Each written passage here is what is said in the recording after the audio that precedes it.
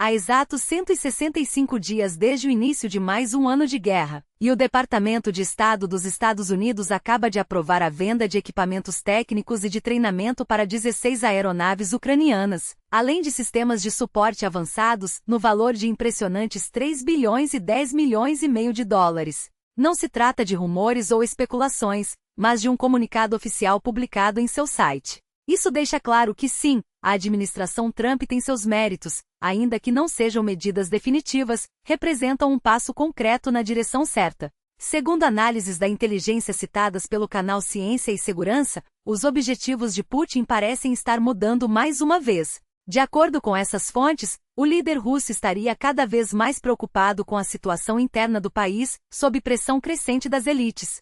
Agora, ao que tudo indica, seu foco não seria mais a expansão territorial, mas sim garantir uma saída honrosa para o Kremlin. A teoria soa um tanto especulativa, especialmente quando olhamos para o que acontece no fronte. Não vejo sinais claros dessa mudança. Enquanto isso, o Bloomberg revela que a equipe de Trump já teria pronto um plano para aumentar a pressão sobre Moscou, com o objetivo de forçar Putin a negociar. Até agora, porém, não há indícios de que os Estados Unidos tenham passado das palavras para ações concretas. Talvez algo mude em breve. A administração americana já percebeu que o Kremlin só entende a linguagem da força, e resta torcer para que desta vez, o instinto de Trump o leve a agir em benefício da humanidade, e não apenas em seu próprio interesse. Enquanto isso, as forças armadas ucranianas derrubaram uma aeronave russa durante um ataque no Mar Negro, conforme relatado por canais especializados. A situação é crítica, com relatos detalhando a dificuldade de repelir os ataques na região. Mas a Ucrânia não apenas expulsou a frota russa de suas águas territoriais, agora avança a passos largos para dominar também o espaço aéreo.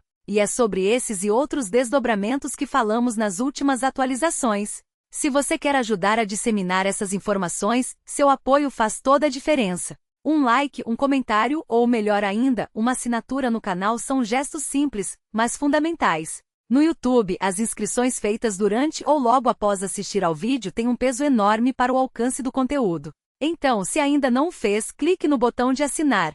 É um pequeno gesto que faz uma grande diferença. Mas há outras formas de contribuir, e uma delas é o apoio financeiro. Essa é, sem dúvida, uma das peças-chave para a continuidade do trabalho. Você pode fazer isso através do Patreon, cuja link está na descrição. Escolha o nível de suporte que preferir e receba benefícios exclusivos, como transmissões ao vivo fechadas para apoiadores, onde discutimos temas em primeira mão, ou até mesmo a chance de ter seu nome ou uma frase de sua escolha exibida nos vídeos. Outra maneira de colaborar é adquirindo o NVPN, uma ferramenta desenvolvida para contornar bloqueios e restrições na internet. Se você já usa outros serviços de VPN, provavelmente já enfrentou problemas, pois o Roskomnadzor tem intensificado suas ações de censura. Nossa equipe trabalhou duro para garantir que o NVPN funcione de forma eficiente, mesmo diante dessas barreiras. Caso enfrente dificuldades, nossa equipe de suporte está pronta para ajudar. E se o seu VPN atual parou de funcionar, o NVPN é a solução ideal para driblar as restrições russas. Além de garantir seu acesso à informação, ao adquirir o NVPN você também apoia a produção de novos conteúdos para o canal. O link para a compra está na descrição e sim, é perfeitamente legal utilizá-lo, seja para fins pessoais ou profissionais. Agora, voltando ao cenário político internacional, o nome que deve ficar no radar é o de Stephen Miller. Esse é o principal candidato a assumir o cargo de Conselheiro de Segurança Nacional de Trump, substituindo Jake Sullivan, segundo fontes do XOS. Miller, um dos assessores mais próximos e confiáveis do ex-presidente, já é considerado o favorito para o posto. Conhecido por ser o arquiteto das políticas migratórias mais rígidas dos Estados Unidos, ele coordena com eficiência o Conselho de Segurança Interna, que, segundo relatos, funciona como um relógio. Sua atuação é tão eficaz que muitos o veem como a escolha natural para o cargo. Miller trabalha em estreita colaboração com figuras influentes, como o chefe de gabinete Mark Short, especialmente em questões de imigração. Embora tenha demonstrado interesse pela nova posição, há quem acredite que ele possa recusá-la para não se afastar de sua principal área de atuação. Aos 39 anos, Miller acompanha Trump desde 2016 e faz parte do seleto grupo de assessores que o seguiram da primeira para a segunda administração, algo raro na política americana. Fontes afirmam que ele se reúne diariamente com o ex-presidente, participando ativamente das decisões estratégicas, sem nunca ter vazado informações confidenciais, o que fortaleceu ainda mais sua relação com Trump ao longo dos anos. O que isso significa para a Ucrânia? Infelizmente, muito pouco. Miller é um republicano que prioriza a segurança na fronteira com o México em detrimento das questões envolvendo a Rússia e a Ucrânia. Enquanto isso, Trump ainda não decidiu se demitirá o secretário de Defesa, Lloyd Austin, envolvido em um escândalo de vazamento de informações. Austin foi alvo de um longo e desgastante processo de confirmação, e Trump parece relutante em abrir mão dele agora, mesmo diante das críticas. Fontes próximas ao ex-presidente revelam que suas opiniões sobre o conselheiro de segurança nacional Jake Sullivan e o chefe do Pentágono divergem completamente. Sullivan e Austin foram peça-chave na divulgação do dossiê que expôs Trump, mas agora o ex-presidente hesita em demitir o secretário de Defesa, mesmo após ter investido tanto capital político em sua nomeação. É como se Trump estivesse preso à chamada armadilha dos custos irrecuperáveis, aquele momento em que, mesmo sabendo que algo não vale mais a pena, insistimos porque já investimos demais. É o mesmo raciocínio de quem continua apostando em um carro velho, cheio de problemas, só porque já gastou tanto dinheiro com consertos quando, na verdade, seria mais barato comprar um novo. No caso de Austin, trata-se de um oficial que vazou informações sigilosas sobre ataques a aliados, compartilhando dados confidenciais até mesmo com pessoas fora do governo. E ainda assim, ele continua à frente de um orçamento militar recorde, que ultrapassa a marca de $1 trilhão. Será que Trump finalmente o demitirá? É possível, mas a verdade é que não há muitas opções competentes para substituí-lo. Em breve falarei mais sobre essa armadilha dos custos irrecuperáveis, um conceito que revolucionou minha compreensão do mundo, entender como gerenciar recursos, sejam eles financeiros, de tempo ou esforço, é uma habilidade essencial, que deveria ser ensinada nas escolas. É a base para tomar decisões mais inteligentes, seja no mundo dos negócios, nos investimentos pessoais ou até mesmo para evitar o ciclo vicioso dos jogos de azar. Quem já foi a um cassino e insistiu em continuar jogando, mesmo depois de perder muito, sabe exatamente do que estou falando. É a mesma lógica, já gastei tanto, preciso recuperar. Esse é o cerne da armadilha dos custos irrecuperáveis. Se você ainda não conhece o termo, recomendo fortemente que pesquise sobre ele. Garanto que sua vida vai mudar para melhor. Por fim, voltando ao contexto ucraniano, surgiram informações interessantes da inteligência americana, compartilhadas pelo canal Bytes. Agora começa a ficar claro por que Trump e Biden não repetem o que antes se dizia, que Putin queria conquistar toda a Ucrânia, e que agora, graças a eles, não há mais essa ameaça. Nos últimos relatórios de inteligência apresentados pelos Estados Unidos a aliados ocidentais, fica claro que Vladimir Putin ajustou suas metas estratégicas. Em vez de uma ofensiva total, o foco agora é consolidar o controle sobre os territórios já ocupados, diante do agravamento da crise econômica russa. Os detalhes são reveladores. O documento reflete uma mudança radical nas avaliações anteriores, que previam que Putin tinha vantagem na guerra, recursos suficientes para sustentar um conflito prolongado e capacidade de esmagar a resistência ucraniana. Agora, a percepção é outra. Trump e sua equipe de negociadores interpretam essa nova realidade como um sinal de que Putin está mais aberto a um acordo do que antes. O relatório destaca que a pressão da administração Trump, somada às sanções crescentes e às dificuldades econômicas da Rússia, coloca o Kremlin em uma posição cada vez mais frágil. Como vocês já sabem, porque discutimos isso há meses, eu não precisaria trabalhar na inteligência americana para antecipar esses movimentos. Bastaria acompanhar as análises de especialistas como Vladimir Milov, um dos poucos economistas russos que operam com dados reais, não com projeções fantasiosas. Ele já alertava com números concretos que a economia russa não aguentaria o ritmo da guerra e que Putin não teria fôlego para sustentar uma ofensiva prolongada. Não era especulação, mas uma leitura fria dos fatos. Estoques de equipamentos militares esgotando-se, logística em colapso, sanções corroendo a capacidade produtiva. Agora que os Estados Unidos finalmente reconhecem essa realidade, o cenário muda. Se antes a estratégia era apaziguar Putin por medo de sua força, agora surge a oportunidade de pressioná-lo. Trump, em particular, parece entender que o momento é propício para endurecer o jogo. Mas há um porém, mesmo que a Rússia aceite um acordo, e as propostas sobre a mesa são generosas demais para serem recusadas, Putin não abandonará seus objetivos de longo prazo. Controlar toda a Ucrânia continua sendo sua ambição, e na primeira chance ele retomará a ofensiva. Os sinais no fronte confirmam isso. As tropas russas seguem avançando, a destruição de equipamentos militares não para e os números de baixas, segundo fontes confiáveis, voltaram a subir. Não há indícios de que Putin tenha desistido de suas metas máximas. Sua estratégia atual é clara: tomar o máximo de território possível, enfraquecer a Ucrânia ao limite e buscar reconhecimento internacional para suas conquistas. Como resumiu um oficial americano familiarizado com o relatório, ele não está recuando, está se adaptando. E é justamente por isso que este não é o momento de oferecer concessões. Se cedermos agora, Putin aceitará um cessar-fogo temporário, um respiro de 2 ou 3 anos, para se rearmar e voltar com força total. A lógica é simples: em vez de apaziguamento, é hora de dobrar a pressão. Sanções mais duras, mais armas para a Ucrânia, e nenhuma ilusão de que Putin desistirá de seus planos. Ele não está buscando paz, está ganhando tempo. A grande questão é se a administração Trump terá coragem de agir. Fontes do Bloomberg revelam que não há consenso sobre os próximos passos. Alguns assessores defendem aumentar a pressão sobre Moscou, enquanto outros temem uma escalada descontrolada. O que se sabe é que a Casa Branca já preparou um pacote de medidas para intensificar o cerco econômico à Rússia, caso Putin continue protelando negociações. As opções estão sobre a mesa, mas a decisão final caberá a Trump. Enquanto isso, uma notícia concreta e promissora. O Departamento de Estado dos Estados Unidos aprovou a venda de equipamentos técnicos e logísticos para a Ucrânia no valor de 10,5 bilhões de dólares. O pacote inclui modernização de aeronaves, treinamento de pilotos, peças de reposição, suporte técnico e até sistemas de software classificados.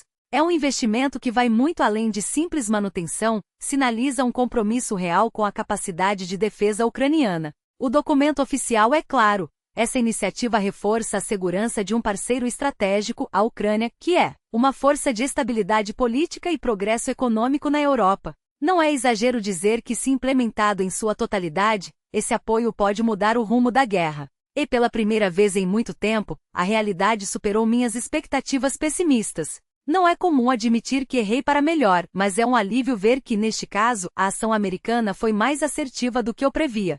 Resta saber se essa tendência se manterá. Por enquanto, é um passo importante, mas ainda insuficiente. A Europa, por sua vez, segue em compasso de espera. Enquanto os Estados Unidos avançam, mesmo que timidamente, os europeus hesitam. E nesse jogo de xadrez geopolítico, a hesitação pode custar caro. A Ucrânia não precisa de promessas, precisa de armas, de sanções implacáveis e de uma estratégia clara. Não há espaço para meia-medidas quando o inimigo é um regime que não conhece limites. A captura de um espião russo em território europeu não é apenas mais um caso isolado, é a prova viva de que Moscou não hesita em infiltrar suas garras onde quer que haja uma brecha.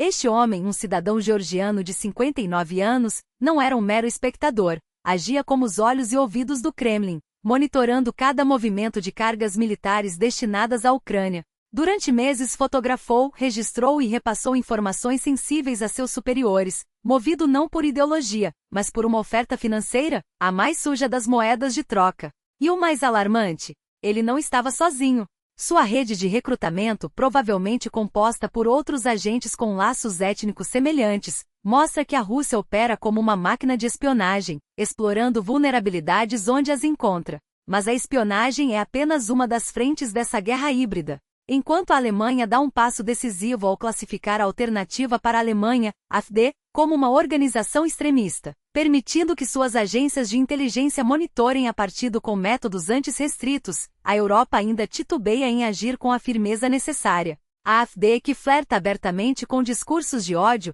planos de deportação em massa e simbologia neonazista, continua a crescer, especialmente no leste do país.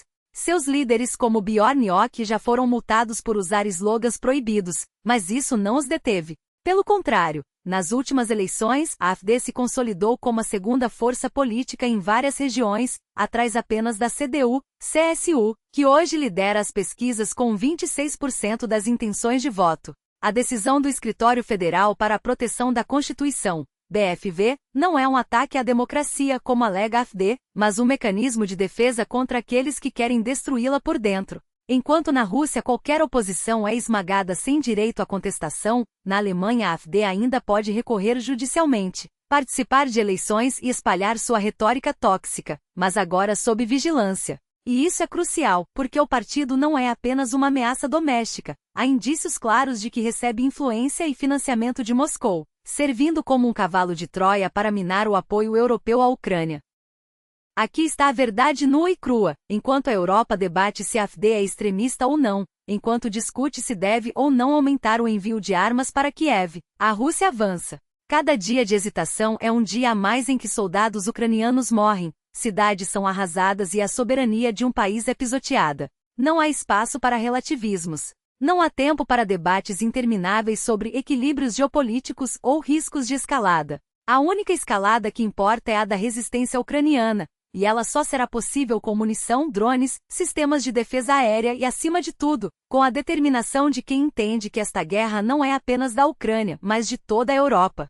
Por isso, a campanha de arrecadação para a 21ª Brigada de Artilharia, Zalizny, não é um gesto de caridade. É um ato de guerra. Os fundos serão usados para adquirir rádios criptografados, drones de reconhecimento, peças de reposição para veículos blindados e equipamentos que farão a diferença entre a vida e a morte no fronte. Cada euro, cada dólar, cada criptomoeda doada se transforma em um tiro certeiro contra as forças russas, em um drone que identifica posições inimigas, em um sistema que intercepta comunicações. Não é exagero dizer, vocês não estão apenas doando dinheiro, estão salvando vidas.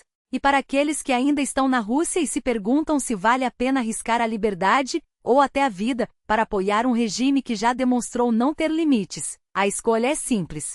Se você tem consciência suficiente para entender que a guerra na Ucrânia é um crime, que Putin não passa de um tirano e que o futuro da Rússia não está em tanques e repressão, então lute por sua liberdade enquanto ainda pode. Não espere ser preso por pensar diferente. Não espere que o sistema que hoje persegue ucranianos amanhã não venha atrás de você. Por fim, um lembrete: a desinformação é uma arma tão letal quanto um míssil. Vídeos falsos de ataques ao Kremlin, incêndios em bases russas ou explosões em território ocupado circulam diariamente, alimentando narrativas distorcidas. Não se deixe enganar. Verifique as fontes, questione as imagens, exija provas. Porque no fim das contas a verdade é a única munição que não pode ser falsificada. E ela está do lado da Ucrânia. Mas a verdade é que por trás de cada ataque bem-sucedido, há uma rede de informações que a Rússia tenta desesperadamente esconder. E quando os fatos escapam, o que resta são versões distorcidas, meias-verdades e mentiras plantadas para confundir até os mais atentos.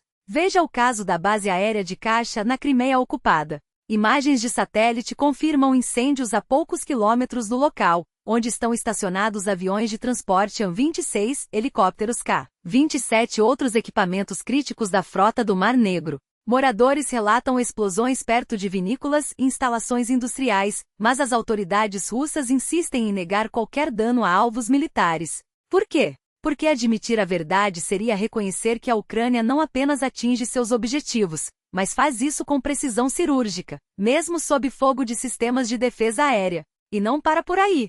No mesmo dia, drones ucranianos atingiram uma estação de inteligência espacial russa em Stavropol, um dos nós centrais da rede de espionagem eletrônica de Moscou. Esse complexo, operando desde os anos 1970, intercepta comunicações globais, monitora satélites e rastreia movimentos de tropas, incluindo os seus. Quando a Ucrânia silencia essas antenas, não está apenas cegando o inimigo, está protegendo cada soldado no fronte, cada civil em cidade sob ameaça. E o mais irônico, as autoridades russas que tanto se gabam de sua invencibilidade mal conseguem esconder os destroços dos drones abatidos em seus próprios territórios. Mas a guerra no mar é onde a superioridade ucraniana se torna ainda mais evidente. Quando drones navais atacam plataformas de perfuração russas no Mar Negro, não é apenas uma operação tática, é um golpe estratégico. Essas estruturas, usadas para extrair recursos e servir de pontos de apoio logístico, são alvos prioritários. E o que a Rússia faz? Tenta minimizar os danos, alegando incidentes técnicos ou culpando erros de navegação. Enquanto isso, os drones ucranianos, operando a dezenas de quilômetros da costa, provam que a tecnologia pode vencer onde a força bruta falha. E quando a aviação russa é forçada a agir, o resultado é ainda mais revelador. Helicópteros e aviões de ataque projetados para dominar os céus são obrigados a voar a altitudes suicidas para tentar interceptar drones. Por quê? Porque não tem sistemas capazes de engajar alvos pequenos e ágeis à distância. É a velha tática de chegar perto e atirar como na Segunda Guerra Mundial, só que agora com drones armados com metralhadoras e mísseis, o risco é exponencialmente maior. Cada perda de um helicóptero ou caça russo não é apenas um equipamento destruído, é um piloto treinado a menos, um buraco na já frágil moral das forças de ocupação. A Rússia sabe que está perdendo essa guerra de narrativas. Por isso, espalha desinformação, inventa vitórias e tenta desacreditar cada avanço ucraniano. Mas os fatos não mentem. As imagens de satélite, os relatos de moradores, os destroços recuperados e as confissões forçadas de oficiais russos contam uma história diferente. Uma história em que a Ucrânia não apenas resiste, mas inova, adapta-se e supera um inimigo com recursos aparentemente ilimitados. E aqui está a pergunta que você deve se fazer. Se a Rússia mente sobre derrotas que acontecem em seu próprio território, o que não inventaria para justificar uma escalada contra outros países? A verdade é a única arma que não pode ser silenciada. E ela está do lado de quem luta pela liberdade, não de quem a oprime. Navios de guerra com seus canhões, mísseis, minas e torpedos enfrentaram um desafio que não puderam resolver com força bruta. Em vez de arriscar suas tripulações em uma batalha perdida, recuaram para posições mais seguras, deixando o trabalho sujo para a aviação, drones e defesas costeiras. Mas quando a fragata Admiral Makarov foi atingida, a realidade se impôs. Homens na água cercados por inimigos, com temperaturas de 13 graus e horas de espera pelo resgate. As opções eram limitadas, um helicóptero de busca e salvamento, vulnerável a mísseis, ou um navio de resgate, alvo fácil para drones kamikazes e torpedos. Foi então que um ato de coragem mudou tudo. Um cargueiro civil, o Rescuer, ignorou as ameaças.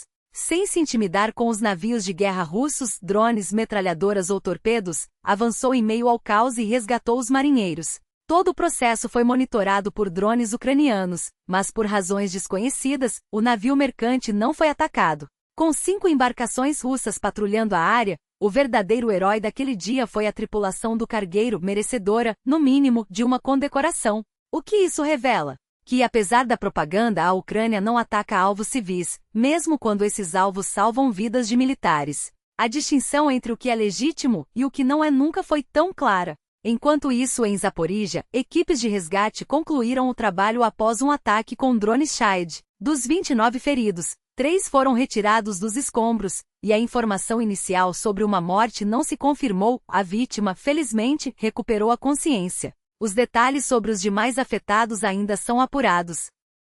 O alvo daquela noite foi um centro de reparos de locomotivas elétricas, uma instalação puramente civil, especializada em trens de passageiros. O incêndio só foi controlado pela manhã, e equipes de desativação de explosivos ainda trabalham no local. Nenhuma vítima fatal entre os funcionários, todos estavam abrigados. Mas os números não mentem. Em abril, a Rússia lançou um recorde de 5.272 bombas planadoras, um aumento de 22% em relação a março. Essas armas, supostamente precisas, continuam a cair sobre cidades e vilarejos, ceifando vidas inocentes. Os dados são alarmantes.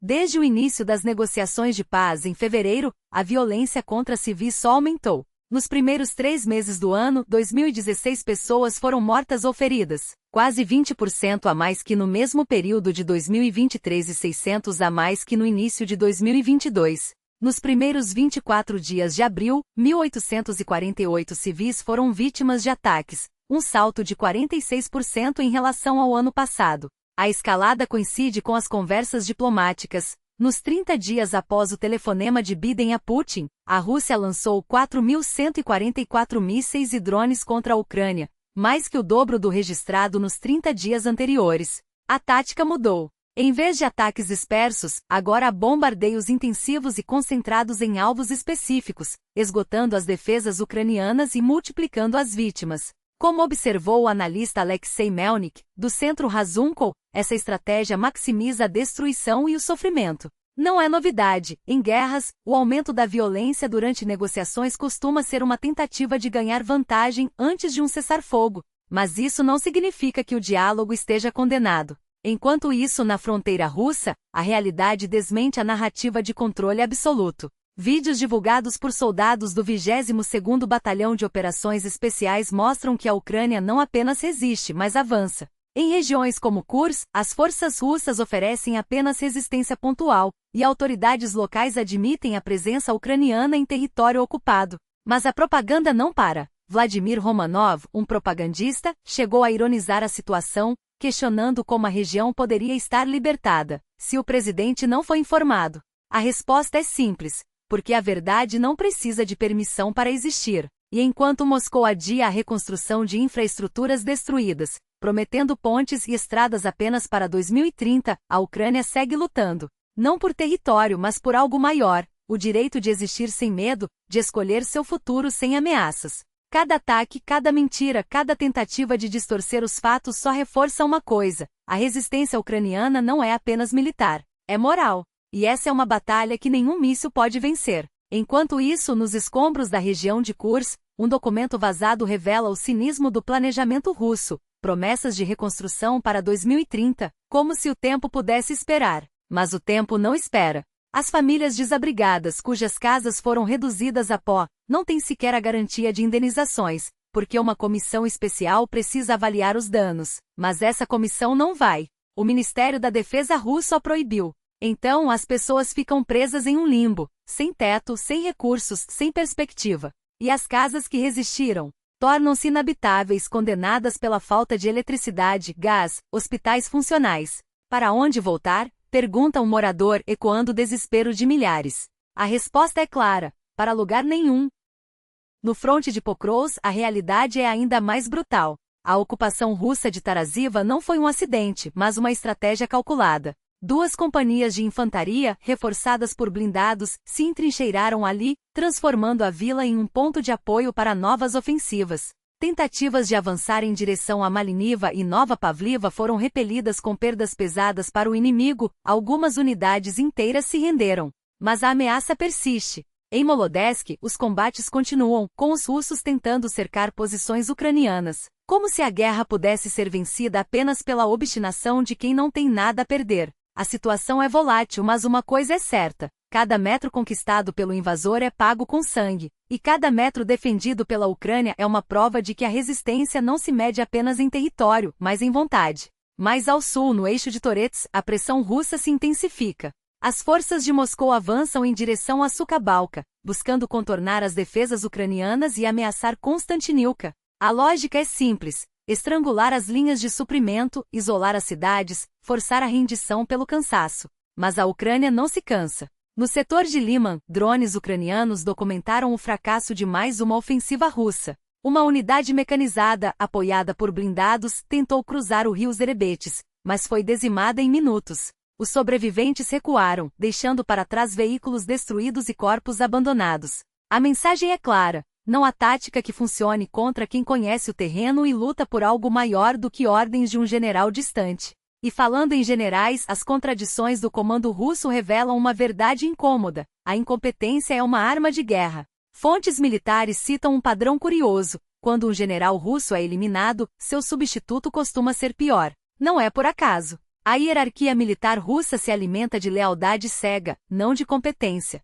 Um oficial como o general Lapin, condecorado como herói da Ucrânia pelos próprios ucranianos por sua inépcia, é a regra, não a exceção. Quando um comandante como ele cai, o que vem a seguir pode ser ainda mais perigoso, porque a desordem favorece a brutalidade sem estratégia. É por isso que os ataques ucranianos a postos de comando são cirúrgicos, não para matar generais, mas para desmantelar a cadeia de comando, deixando os soldados russos sem direção, sem suprimentos, sem esperança. Enquanto isso, nos armazéns de Omsk, a decadência do arsenal russo é um espelho da sua própria guerra. A maior base de munições da Rússia, em operação desde o século XIX, está à beira do colapso. Dos 216 mil projéteis de artilharia armazenados em 2022, restam apenas 30 mil em condições de uso. Dos 165 mil morteiros, sobraram 70 mil, e a maioria foi esvaziada no primeiro ano de guerra. Os sistemas de defesa aérea, outrora orgulho do exército russo, estão obsoletos e irreparáveis.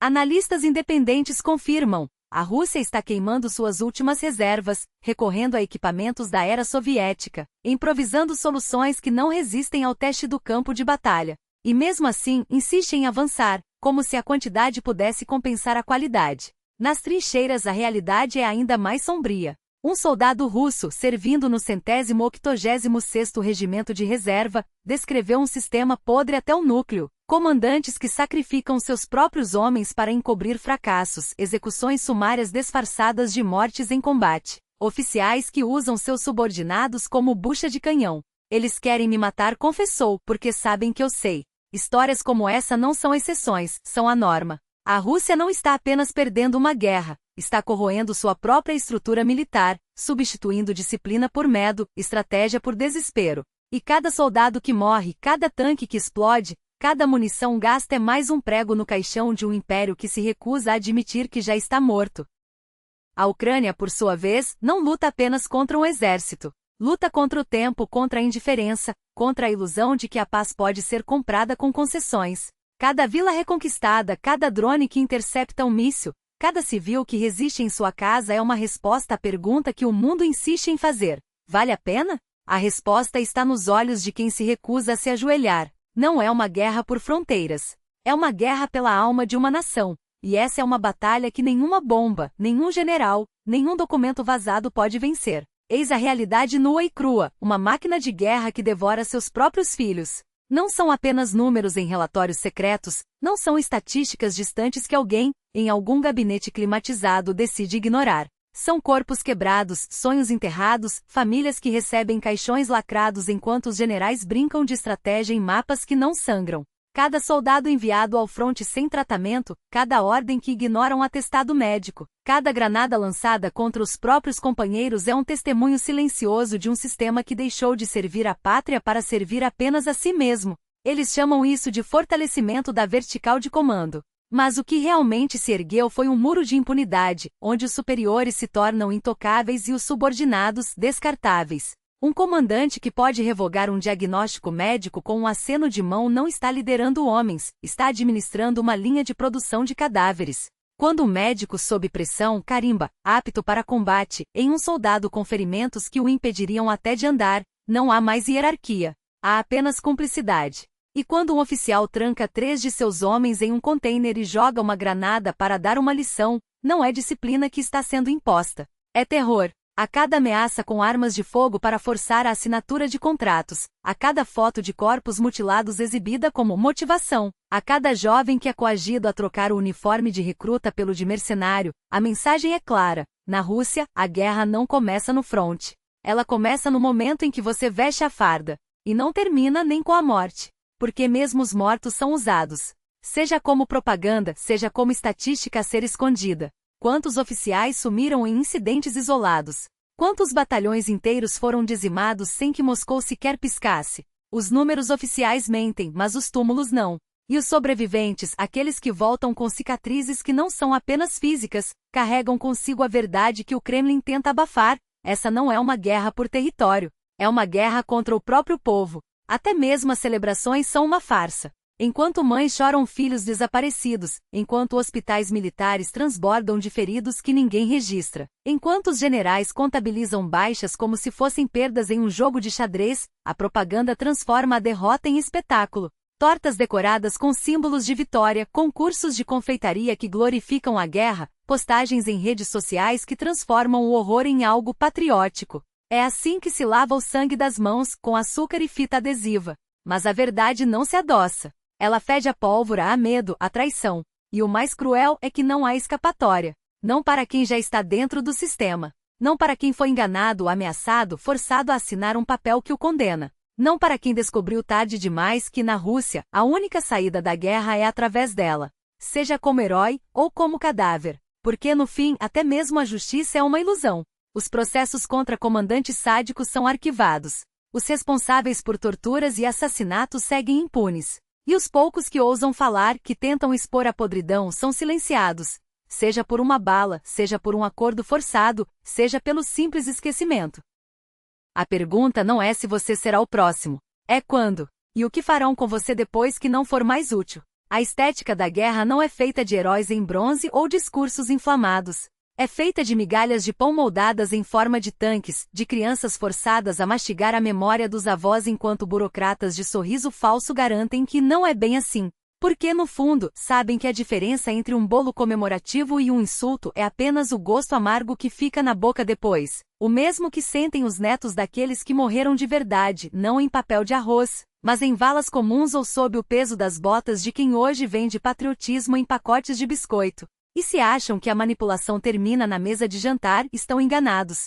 Agora, até o verão das crianças virou trincheira.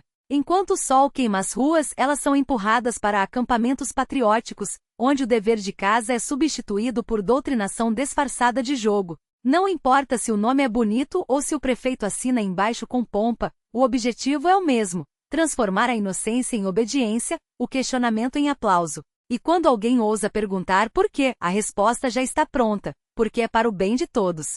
Como se o bem de todos não fosse, há muito tempo, apenas o bem de alguns. Eles não vão parar. Não enquanto houver uma criança para ser moldada, um livro para ser censurado, um dissidente para ser calado. A máquina não precisa de heróis, precisa de engrenagens. E você, sem perceber, já está girando. A questão não é se vai resistir, é se ainda tem forças para ouvir o barulho das correntes.